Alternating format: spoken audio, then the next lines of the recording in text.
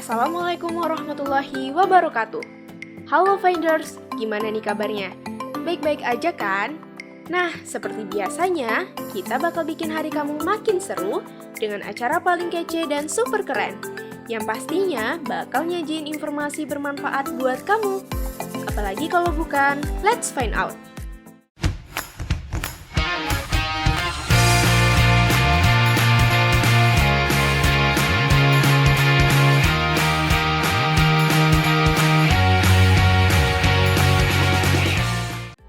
Finders pasti nggak asing lagi dong ya dengar kata fobia. Kata fobia sering banget kita dengar, mau itu di kehidupan sehari-hari, di circle pertemanan kita, dan lain-lain. Apalagi di dunia kesehatan mental, pasti sering banget tuh. Kebanyakan orang yang kita kenal pasti punya fobia, apalagi jomblo. Dominan jomblo itu punya fobia lihat keuangan orang. Makanya namanya fobia. Enggak ya Finders, meskipun bercanda doang kok. Tapi Finders, sebagian besar dari kita masih banyak loh yang gak tahu pengertian fobia. Bahkan gak sedikit orang yang menganggap orang lain itu berlebihan atau lebay karena takut akan sesuatu. Padahal orang tersebut mengidap fobia terhadap hal itu.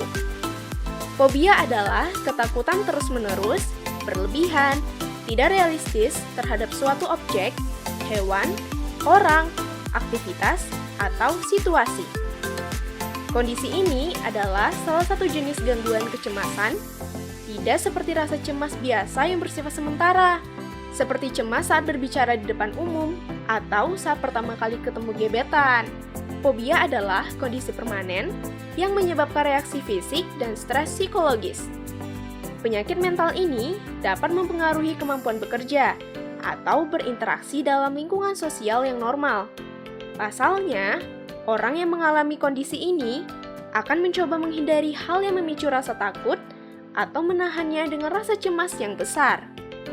Wah, parah juga ya Finders. Tapi Finders, penasaran nggak penyebab dari fobia ini? Terus, apa ya yang bisa kita lakukan sendiri untuk mengobati fobia itu? Finders pasti penasaran kan sama respon netizen yang udah ikut menjawab question box di Instagram Suska TV? Bakal kita bacain satu persatu nih. Jadi, stay tune ya. Hai Finders, seperti biasanya Miss Kepo bakal tanya-tanya hal menarik nih. Finders sudah gak asing lagi kan denger kata fobia. Nah, menurut Finders, kira-kira apa ya penyebab dari fobia? Silahkan jawab di question box di atas ini ya. Halo Finders, apa kabar? Wah, udah masuk semester baru nih. Walaupun kita masih dalam keadaan pandemi COVID-19 dan kita masih kuliah online, yang penting kita harus tetap semangat ya Finders, dan tetap jaga kesehatan pastinya. Nah, sembari menikmati sela-sela waktu luang, Finders bisa nih nambah wawasan dengan nonton Let's Find Out atau program menarik lainnya dari Suska TV ya. Dan kali ini Miss Kepo bakal bahas sesuatu yang menarik nih, yaitu berkaitan dengan fobia. Finders pasti tahu kan apa itu fobia? Yaps, bener banget. Fobia merupakan rasa takut berlebihan terhadap suatu hal yang biasanya tidak membahayakan. Fobia itu bisa muncul pada saat kita sedang berada di satu tempat atau pada saat kita melihat objek tertentu. Tapi ngomong-ngomong, apa ya penyebab dari fobia ini? Kemarin Miss Kepo udah nanya-nanya nih, dan sekarang Miss Kepo bakal bacain beberapa tanggapan dari Finders. Yang pertama, ini dari @lukman0562. Dia bilang kalau penyebab dari fobia adalah pengalaman yang sangat tidak menyenangkan terhadap individu. Bisa jadi ya Finders, contohnya aja ketika seseorang punya pengalaman pernah dicotok ayam, jadi buat dia takut deh ketemu ayam. Ada lagi orang yang pernah punya pengalaman ketusuk jarum, bisa jadi buat dia takut sama jarum. Tapi Finders, Miss Kepo penasaran. Finders pasti tahu Raffi Ahmad kan? Nah, dia itu takut atau fobia sama buah rambutan. Kira-kira ada pengalaman apa ya dia sama buah rambutan? Nanti kita cari tahu ya. Yang penting kita lanjut dulu ke tanggapan kedua.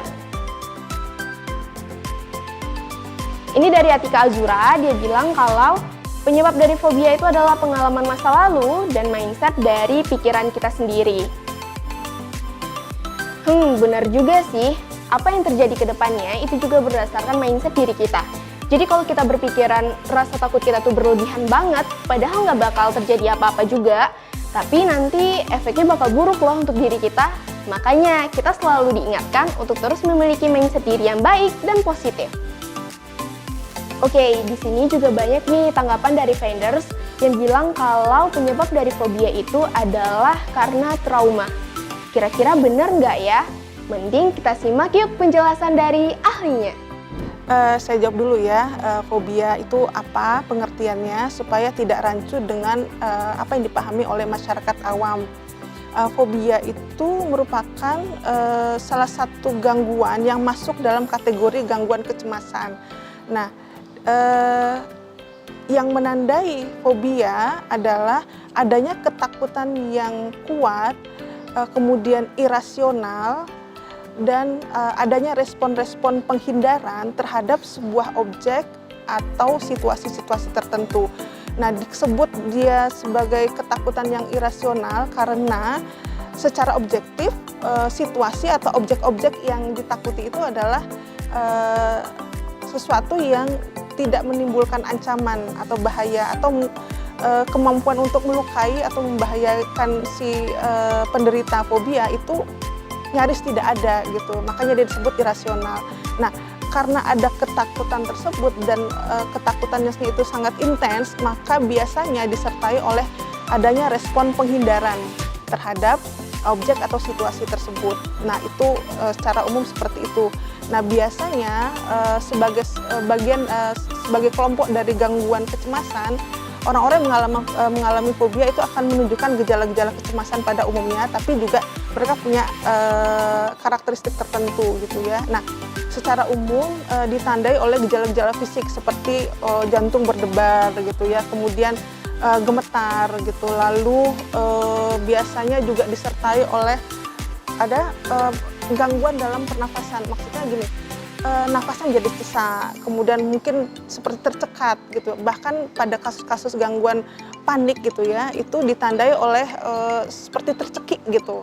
Nah, sehingga merasa sulit bernafas gitu ya. Nah, itu secara umum beberapa gejala atau karakteristik yang menandai serangan fobia gitu pada seseorang. Nah, objeknya apa saja atau situasinya apa saja, macam-macam. Mulai dari yang sangat sederhana sampai yang tidak sederhana, tapi tidak sederhana itu tetap aja dia tidak mempunyai ancaman apapun yang signifikan gitu ya, seperti takut keramaian, takut berada di tempat ketinggian misalnya, atau takut pada benda-benda kecil seperti peniti gitu ya. Ada juga yang takut sama nasi gitu. Jadi di situ irasional ya, kan itu sesuatu yang tidak membahayakan. Atau pada gangguan serangan panik misalnya, itu biasanya muncul ketika seseorang berada pada situasi di mana dia merasa tidak berdaya. Kalau misalnya dia merasakan ketakutan, dia merasa tidak ada yang bisa menolong. Nah, biasanya itu terjadi pada saat mereka misalnya berada di dalam lift sendiri gitu ya, atau tinggal di rumah sendirian, atau berada di kegelapan seperti itu. Nah, itu ininya ya, objek atau situasinya. Nah, itu dia vendors, penjelasan terkait apa penyebab dari fobia. Miss Kepo simpulin ya, jadi penyebab dari fobia itu bisa disebabkan karena pengalaman buruk dari masa lalu ataupun karena faktor genetik ya vendors. Jangan kemana-mana, nanti Miss Kepo bakal balik lagi di segmen 3 dengan topik pembahasan yang lebih menarik.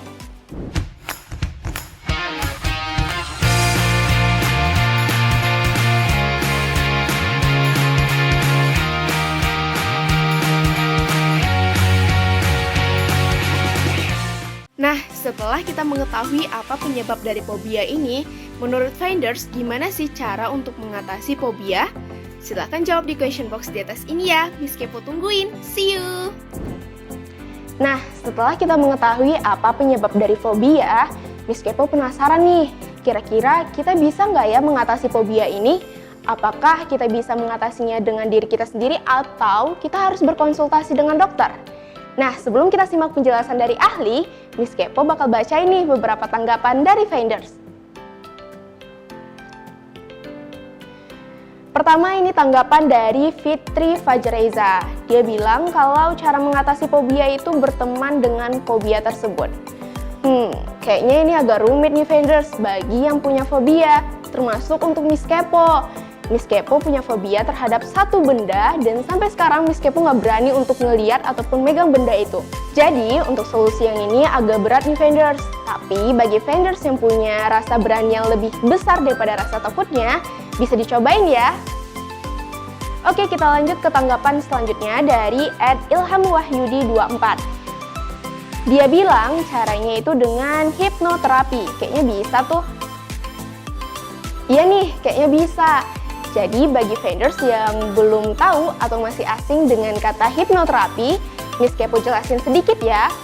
Hipnoterapi merupakan terapi yang dilakukan kepada seseorang dalam kondisi hipnosis. Nah, hipnosis itu berarti tidurnya sistem syaraf. Vendors pasti pernah nonton OVJ kan? Nah, di sana ada Ferdinand tuh yang suka menghipnosis Mpo Alpha ataupun Anwar. Dia juga pernah tuh menghipnosis bintang tamu yang punya fobia terhadap suatu benda. Setelah dia melakukan metode tersebut, bintang tamu itu jadi nggak takut lagi vendors megang benda yang ditakuti sebelumnya. Jadi, tujuan dari hipnoterapi ini adalah untuk membantu seseorang dalam mengendalikan emosi, rasa takut, ataupun stres yang berlebihan sehingga menjadi lebih baik lagi. Nah, itu dia vendors, beberapa tanggapan dari vendors yang udah Miss Kepo bacain. Tapi sayangnya Miss Kepo belum puas nih sama jawabannya. Mending kita tanyain lagi yuk ke ahlinya. Jadi gini, kalau penanganan atau intervensi psikologis yang biasanya dilakukan untuk penanganan fobia,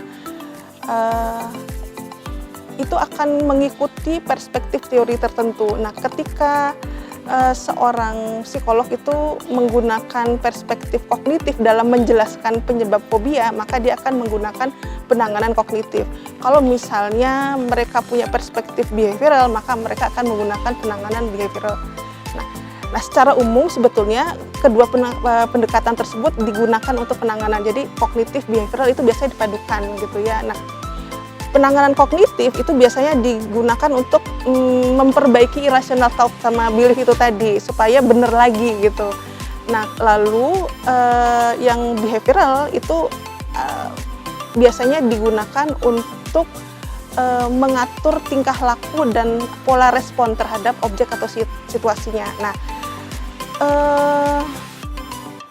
teknik-teknik yang digunakan, misalnya kalau menggunakan teknik pendekatan behavioral itu menggunakan desensitisasi sistematik, itu salah satu di antaranya.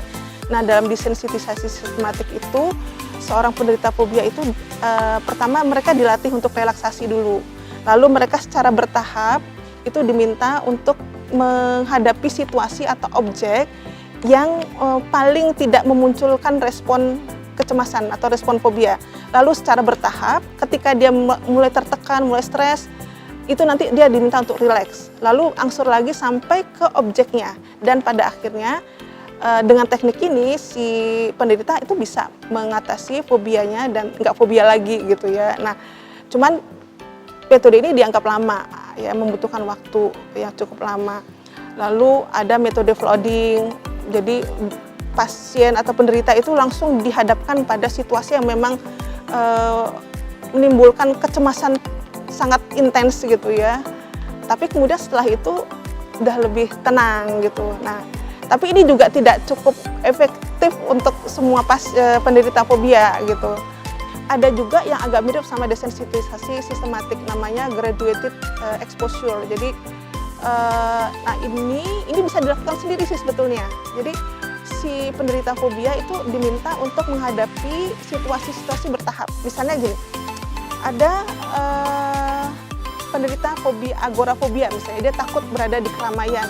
Nah, dia akan secara berangsur, misalnya keluar rumah dulu, lalu dia rasakan rasanya udah mulai nyaman, lalu dia pergi ke warung terdekat, lalu mungkin pasar yang terdekat, lalu pergi ke mall misalnya seperti itu. Jadi bertahap gitu, graduated gitu ya, bertahap dia menghadapi situasi yang bisa memicu munculnya respon fobianya gitu. Nah, Lalu secara kognitif mereka juga dilatih untuk mengcounter irrational belief sama thought-nya itu tadi. Jadi bahwa dia diminta untuk lihat nih nggak ada masalah kok, misalnya kalau ngelihat ular, gambar ular misalnya gitu ya, itu nggak ada masalah kok, kan ularnya nggak melukai kamu misalnya seperti itu. Nah dia dibantu untuk mengoreksi belief atau thought-nya itu tadi gitu. Kemudian caranya juga bisa dengan thought stopping istilahnya. Thought stopping itu jadi si penderita itu diminta untuk mengenali pikiran atau situasi apa yang memunculkan respon-respon kecemasan fobianya itu tadi, lalu secara verbal mereka akan mengucapkan berhenti gitu. Pertama memang dilatih oleh terapisnya, tapi kemudian dia bisa melakukan itu sendiri di rumah. Nah sebetulnya thought stopping ini bisa dilakukan sendiri oleh si penderita fobia. Lalu teknik-teknik relaksasi juga biasanya bisa membantu untuk mengatasi respon-respon fisiologis seperti pernapasan yang terengah-engah, misalnya tercekat, atau misalnya jantung berdebar-debar. Nah, teknik relaksasi bisa digunakan. Nah untuk teknik relaksasi sendiri sebetulnya kalau misalnya rajin buka YouTube itu bisa. Jadi mereka punya panduannya, kita bisa latihan, lalu ya kita aplikasikan dalam kehidupan sehari-hari gitu. Jadi menurut saya pada level-level tertentu si penderita bisa mengatasi sendiri kok. Wah, jadi untuk mengatasi fobia itu kita bisa melakukannya dengan cara terapi ataupun berkonsultasi dengan dokter atau psikolog ya, Vendors. Oh ya, Vendors, Miss Kepo cuma mau ingetin nih, jangan pernah jadi orang yang jahil kepada orang yang punya fobia, karena efeknya bisa berbahaya loh, Vendors. Kita bisa tunjukin kepedulian kita terhadap orang itu dengan cara menganjurkan dia berkonsultasi dengan dokter ataupun psikolog. Bukan malah ditambah dengan ditakut-takuti ya, Vendors. Nah, ini waktunya Miss Kepo pamit nih, Vendors. Tapi tenang, minggu depan Miss Kepo bakal balik lagi dengan topik pembahasan yang lebih menarik pastinya. Jadi, tonton terus Let's Find Out yang tayang setiap hari Sabtu di YouTube channel Suska TV Official. Program menarik yang bakal bikin Vendors semua makin pintar. Jangan lupa untuk like, komen, dan subscribe YouTube channel Suska TV ya, Vendors. Sampai jumpa di minggu depan. See you!